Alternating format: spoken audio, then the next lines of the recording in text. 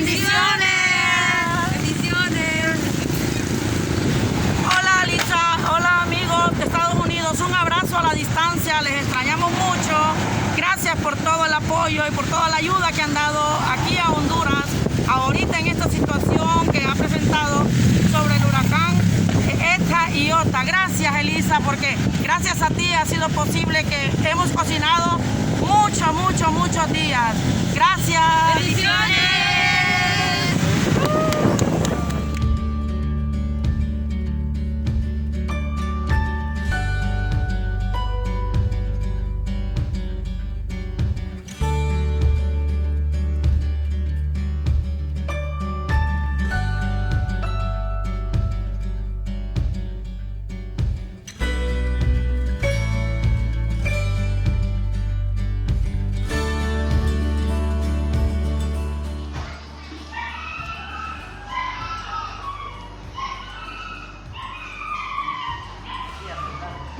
Bueno, Alicia, te queremos dar las gracias. Mi nombre es Ana Lucía, yo soy la que trabajo aquí en el albergue Escuela Jaime Oliari del Progreso Lloro, Honduras.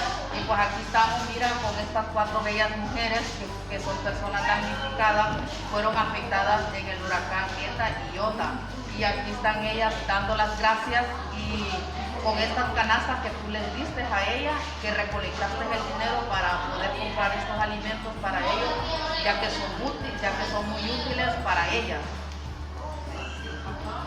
Bueno, yo les doy las gracias a ustedes dos por habernos mandado este poquito que los mandó, que es de mucha bendición, y por los trastes, que la comida, y muchísimas gracias a todos los que nos apoyaron.